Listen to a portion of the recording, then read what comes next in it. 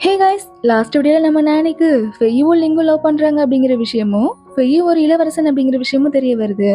இதுக்கப்புறம் என்ன நடக்குது அப்படிங்கறத நம்ம இந்த வீடியோல பார்க்கலாம். நம்ம லிங்க அப்புறம் ஃபெய்யோட விஷயம் தெரிஞ்சு நம்ம நானி ஒரு பக்கம் அதிர்ச்சியில உட்கார்ந்துருக்க, அப்படியே இன்னொரு பக்கம் நம்ம யூசே வாழ்க்கையை வெறுத்து போய் அவங்க அப்பா கூட சேர்ந்து ட்ரிங்க்ஸ் பண்ணிட்டு இருக்கான். பையன் இப்படி சோகமா இருக்கிறத பாக்குற நம்ம யூசேவோட அப்பாவும், இங்க பாருப்பா, உன் ஃபீலிங்ஸ் என்னன்னு நல்லாவே புரியுது. ஆனா என்ன பண்றது, நான் உங்ககிட்ட வாக்கு கொடுத்துட்டேன். இதுல இருந்து பின் வாங்கினேன் அப்படின்னா என்னோட பேர் வெளில ரொம்பவே டேமேஜ் ஆயிடும். அதோட நம்மள என்ன பண்ணுவானுன்னே தெரியாது. இப்ப நீதான் நம்ம குடும்பமானத்தை காப்பாத்தி ஆகணும் அப்படின்னு சொல்ல, என்னது குடும்பமா? குடும்பம்னா என்னன்னு தெரியுமா உங்களுக்கு? ஜின்னும் அவ குடும்பத்தையும் பார்த்து நான் ரொம்பவே பொறாமப்பட்டிருக்கேன். எவ்வளவு பிரச்சனை வந்தாலும் அவங்க யாருமே ஒருத்தர் ஒருத்தர் விட்டு கொடுக்காம அவங்களுக்குள்ள ரொம்பவே ஒத்துமையா இருப்பாங்க. முக்கியமா அவங்களுக்கு அவங்க அம்மா இருக்காங்க. என்னோட அம்மாவை நான் ரொம்பவே மிஸ் பண்றேன். எல்லாருக்கும் அவங்க பேரண்ட்ஸை பத்தி நினைக்கிறப்போ ரொம்பவே ஹாப்பியா இருக்கும். ஆனா அது எனக்கு மட்டும் எப்பவுமே ஒரு பெயினா மட்டும்தான் இருந்திருக்கு அப்படின்னு சொல்லி அழ ஆரம்பிச்சிடுறா. யூசேவோட அப்பாவும், நான் உன்னை சின்ன வயசுல இருந்தே கண்டிப்பா வளர்த்ததுக்கு காரணம் நீ நல்லா இருக்கணும் அப்படிங்கிறதுக்காக தான். ஆனா அது இப்போ உனக்கு தப்பா தெரியுது. அதோட இந்த மெஜஸ்டிக் கிங்குக்கெல்லாம் வெறும் ஒரு லாடா ஒர்க் பண்றது கத்தி மேல நடக்கிற மாதிரி தான். எனக்கு ஏதாவது ஆச்சு அப்படின்னா உன்னை யாரு பாத்துக்குவா? அதான் உனக்கு விருப்பமே இல்லைனாலும் இதுக்கு ஒத்துக்கிட்டேன்ப்பா. அடுத்த ஜென்மம் ஒண்ணு இருந்தா அதுலயாவது ஒரு சாதாரண மனுஷனா பிறந்து உன்ன மாதிரி ஒரு பையனோட வாழணும் அப்படின்னு சொல்லி ஃபீல் பண்ண நம்ம யூசைக்குமே கொஞ்சம் ஃபீல் ஆயிடுது. அப்பா, அடுத்த ஜென்மத்திலேயாவது ஜின்னை என் கூட சேர்த்து வைப்பீங்களா அப்படின்னு சொல்லி அழ ஆரம்பிச்சிடுறான். கண்டிப்பா, நீ எந்த பொண்ணு ஆசைப்பட்டாலும் அந்த பொண்ணையே உன்னை கல்யாணம் பண்ணி வைக்கிறேன்ப்பா அப்படின்னு இப்ப அப்பா மகனின்னு 2 பேரும் பாசத்தை பொழிஞ்சிட்டு இருக்காங்க. இப்பதான் யூசிக்குமே அவங்க அப்பா ஒரு கட்டாயத்தின் பேர்ல தான் இந்த மாதிரி ஒரு முடிவு எடுக்க வேண்டியதா போயிருச்சு. மத்தபடி நல்ல மனுஷன் தான்யா, நம்ம தான் அப்பாவை தப்பா நினைச்சுக்கிட்டோம் அப்படின்னு இதெல்லாம் கொஞ்சம் புரிய வருது. இதனால எல்லாம் என்னோட தப்புதான்ப்பா அப்படின்னு சொல்லி வருத்தப்பட்டு இவரும், இல்ல இல்ல, இதெல்லாம் என்னோட தப்புதான். நான் மட்டும் அன்னைக்கு அந்த ட்ரிங்க்ஸை குடிக்காம இருந்திருந்தேனா அப்படின்னு சொல்லி ஏதோ ஒரு பிளாஷ்பேக்க சொல்லிட்டு இருக்காரு. ஆக்சுவலா என்ன நடந்திருக்கும் அப்படின்னா, மஜஸ்டியை பார்க்க பேலஸ்க்கு போனப்போ அங்க மனுஷன் நல்லா குடிச்சிட்டு நம்ம மஜஸ்டியோட பேசிட்டு இருந்திருப்பாரு. அப்பதான் இந்த இளவரசியோட பேச்சு போயிட்டு இருக்கு. அதாவது இந்த மஜஸ்டியோட பையனுக்கு தான் முதல்ல அந்த இளவரசியை கட்டி கொடுக்கறதுக்காக ராஜா கேட்டிருப்பார் போல. ஆனா அந்த பையனுக்கு இளவரசியை பிடிக்கல அப்படின்னு சொன்னதும் இந்த ராஜாக்கு பயந்து என்ன பண்றதுன்னு தெரியாம அவரோட பையனுக்கு பதிலா இவர்கிட்ட இவரோட பையனை கல்யாணம் பண்ணி வைக்க சொல்லி கேட்டிருப்பாரு போல. இவரும் அப்ப ரொம்ப ட்ரிங்க்ஸ் பண்ணிருந்தனால எதை பத்தியுமே யோசிக்காம ஓகேன்னு சொல்லியிருப்பாரு. மத்தபடி வேணும்னே இதை பண்ணிருக்க மாட்டாரு. இவர் கொஞ்சம் சுயநினைவுக்கு வந்ததுக்கு அப்புறம் தான் இந்த விஷயத்த பத்தி யோசிக்கவே ஆரம்பிச்சிருப்பாரு. அப்பதான் நம்ம யூசேக்கும் இதுல விருப்பம் இல்ல அப்படிங்கிற விஷயம் தெரிய வந்திருக்கும். ஆனா இவ்வளவு விஷயம் நடந்ததுக்கு அப்புறம் இனிமேல் என்ன பண்ண முடியும்? இவரும் வெறும் லாடு தானே. அதனால மெஜஸ்டியும் கிங்கையும் எப்படி பேஸ் பண்றதுன்னு தெரியாம நம்ம யூசேவை இதுக்கு கட்டாயப்படுத்தி இருப்பாரு. இப்ப இதெல்லாம் சொல்ல யூசேவும், யோ அப்பா, இதெல்லாம் உன்னோட தப்புதான்யா, இப்படி என் வாழ்க்கையில விளையாண்டு வச்சிருக்கியே அப்படின்னு அழுதுட்டு இருக்க. இதெல்லாம் வெளில கேட்டுட்டு இருந்தா நம்ம டேனியுக்கு மனசே கேட்க மாட்டேங்குது.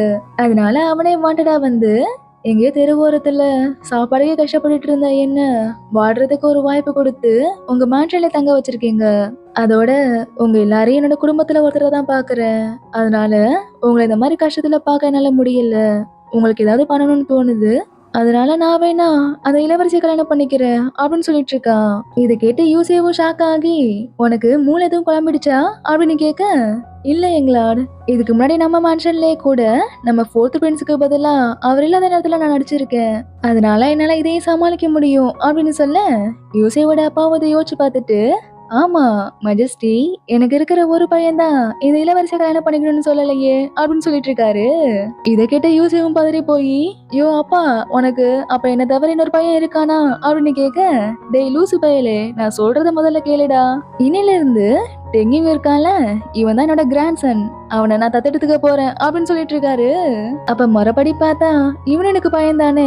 அந்த ஆளு என்ன என்னோட பயாலஜிக்கல் பையன் தான் அந்த இளவரசியை கல்யாணம் பண்ணிக்கணும் அப்படின்னு நான் சொன்னாரு. என்னோட பையன் தானே சொன்னாரு. இப்ப டெங்கிங் என்னோட பையன் தான். இப்பல இருந்து நம்ம எல்லாரும் ஒரே ஃபேமிலி அப்படின்னு கடைசியா நம்ம யூசேவோட அப்பாவுக்கு ஒரு தத்து பையனா நம்ம டெங்கிங் ஆயிடுறான். இதனால இந்த இளவரசி கல்யாணம் பண்ணிக்கணும் அப்படிங்கிற அவசியம் நம்ம யூசேக்கு கிடையாது. அதனால நம்ம யூசேவும் ஜின்னும் சேர ஒரு வாய்ப்பு இருக்கு அப்படிங்கிற மாதிரி காட்டுறாங்க.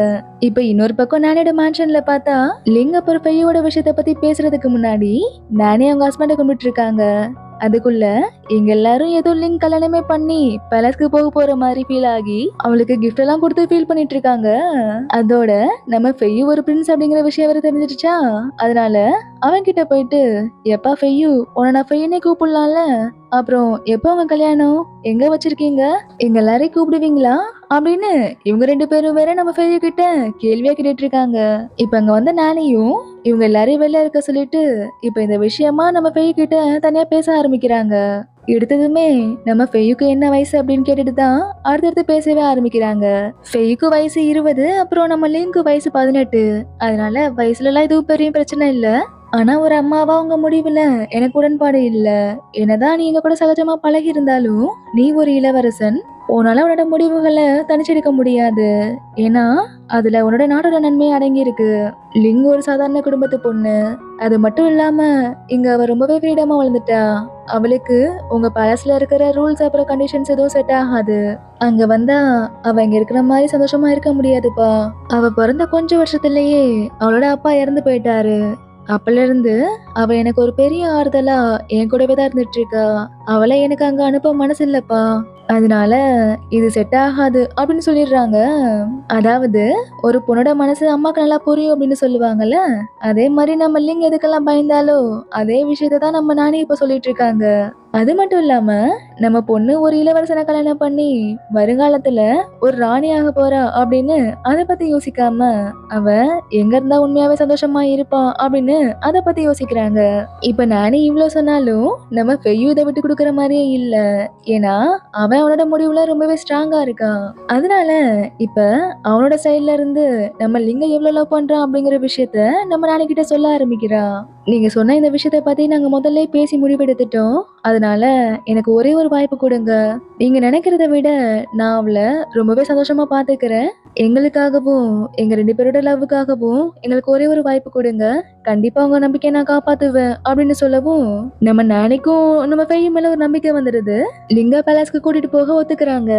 இப்ப அடுத்த நாள் பேலஸ்ல இருந்து நம்ம லிங்க கூட்டு போறதுக்காக வீரர்கள் எல்லாம் மேன்ஷனுக்கு வர நம்ம நானியும் லிங்க் கிளம்புறதுக்கு முன்னாடி நான் சொன்னதெல்லாம் ஞாபகம் இருக்குல்ல, நல்லாவே ஞாபகம் இருக்குமா, அதிகமா பேசக்கூடாது, எல்லார்கிட்டையும் சிரிச்ச முகத்தோட பொறுமையா இருக்கணும், அவ்வளவுதானே அப்படின்னு சொல்லிட்டு கவலைப்படாதீங்க, நான் சீக்கிரமாவே போயிட்டு வந்துடுறேன் அப்படின்னு நம்ம லிங் அங்க இருந்து பேலஸ்க்கு கிளம்பிடுறா. அப்படியே இன்னொரு பக்கம் யூசியோட மேன்ஷன்ல பார்த்தா பொண்ணும் மாப்பிள்ளையும் ஒருத்தர் மீட் பண்ணிக்கணும் அப்படிங்கிறதுக்காக ராஜாவே அவரோட ஃபேமிலி எல்லாத்தையும் கூட்டிட்டு நம்ம யூசியோட மேன்ஷனுக்கு வந்துடுறாரு.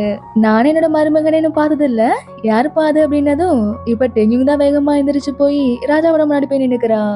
இருந்தாலும் ஒரு பயம் வேற, எங்க நம்மள கண்டுபிடிச்சிருவாரோ அப்படின்னு அப்படியே கீழே குனிஞ்ச மாதிரி தான் நின்னுட்டு இருக்கான்.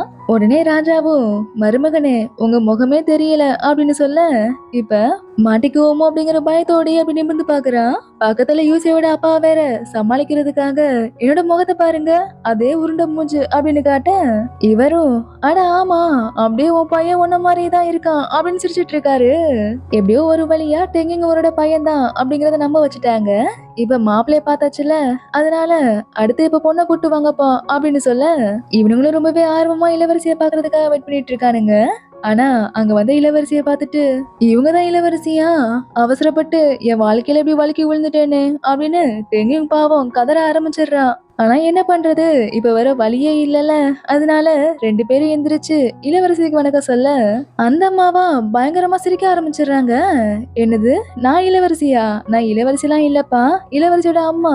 நான் பார்க்க கொஞ்சம் சின்ன பொண்ணு மாதிரி தான் இருப்பேன், அதுக்குன்னு என்ன இளவரசினே முடிவு பண்ணிட்டீங்களா அப்படின்னு அந்த அம்மா சொன்னதும் இப்பதான் இவங்களுக்கு உயிரே வருது.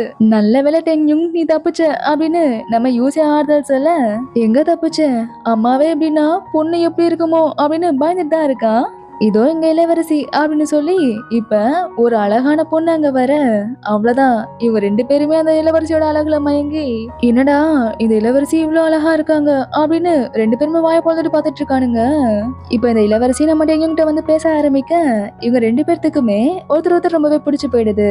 அதனால டென்யூங்கும் இளவரசிக்கும் திருமணம் நிச்சயம் ஆயிடுது. அப்படியே இங்க நானியோட மேன்ஷன்ல லிங்க பேலஸ்க்கு அனுப்பி விட்டதுக்கு அப்புறம் அவ அங்க என்ன பண்றாளோ ஏது பண்றாளோன்னு ஒரே கவலையாவே நம்ம நானிக்கு இருக்கு. ஆனா மத்த எல்லாரும் சேர்ந்து அவ இப்ப 4th பிரின்ஸ் விரும்புற பொண்ணு, அது மட்டும் இல்லாம ஃபியூச்சர்ல ஒரு ராணியாக போறவ, யார் அவளை என்ன பண்ணிட முடியும் அப்படின்னு சொல்லி இத பத்தி வீணா கவலைப்பட வேண்டான்னு எல்லாரும் காலை சாப்பாடு சாப்பிட்டுட்டு இருக்காங்க. இப்போ திடீர்னு பார்த்தா நம்ம லிங்க பேலஸ்க்கு கூட்டிட்டு போன வீரர்கள் எல்லாம் வந்து நம்ம நானோட மேன்ஷன்ல லிங்க் எங்க இருக்கான்னு சொல்லி ரொம்பவே கோவமா தேடிட்டு இருக்காங்க. நம்ம நானோட ஃபேமிலிக்கு இங்க என்ன நடந்துட்டு இருக்குன்னு ஒண்ணுமே புரியல. என்னாச்சு லிங்க், அவ எங்க அப்படின்னு கேட்க, அதேதான் நானும் உங்ககிட்ட கேக்குறேன், அவ எங்க இருக்கா அப்படின்னு மாட்டி கட்டிட்டு இருக்காரு. உடனே ஜிந்தா, எங்க பாருங்கயா, லிங்கும் ஃபோர்த் பிரின்ஸும் ரொம்பவே க்ளோஸ். அப்புறம் எங்க ஃபேமிலி எங்களோட ஃபேமிலியும் கூட இப்ப ஃபேமிலி ஃப்ரெண்ட்ஸ் ஆயிட்டோம். அதனால என்கிட்ட இந்த மாதிரி நடந்துக்காதீங்க அப்படின்னு சொல்ல, ஓ அப்படியா, அப்ப முதல்ல அந்த எங்களோட மேன்ஷன்ல போயிட்டு தேடுங்கடா அப்படின்னு ஆர்டர் கொடுத்துடுறாரு. இதனால என்னடா இப்படி ஆயிடுச்சு, ஐயோ அவர் யாருன்னு எனக்கு தெரியாது அப்படின்னு நம்ம ஜின்னு ஒரு பக்கம் கத்திட்டு இருக்கா. நம்மளுக்கு லிங்க் கிடைக்கிற வரைக்கும் இந்த மேன்ஷனை விட்டு யாரும் வெளில போகாம பாத்துக்கோங்க அப்படின்னு நிறைய வீரர்களை இந்த மேன்ஷனை கண்காணிக்க சொல்லிட்டு போக, அப்படியே கட் பண்ணி நம்ம லிங்கையும் ஃபெய்யையும் ஏதோ ஒரு குழிக்குள்ள விழுந்து கிடக்குற மாதிரி காட்டுறாங்க. அப்படியே மேல பார்த்தா இந்த கொள்ளக்கார கும்பல். சோ இப்படியா இந்த பார்ட் முடியுது. நம்ம ஃபெய்யுக்கும் லிங்க் என்ன ஆச்சு, இந்த கொள்ளக்கார கும்பல் ஏதாவது பண்ணிடுவானுங்களா அப்படின்னு நம்ம அடுத்த வீடியோல பார்க்கலாம். இந்த வீடியோ உங்களுக்கு பிடிச்சிருந்தது அப்படின்னா லைக் பண்ணுங்க, ஷேர் பண்ணுங்க, மறக்காம சப்ஸ்கிரைப் பண்ணிக்கோங்க. பாய்.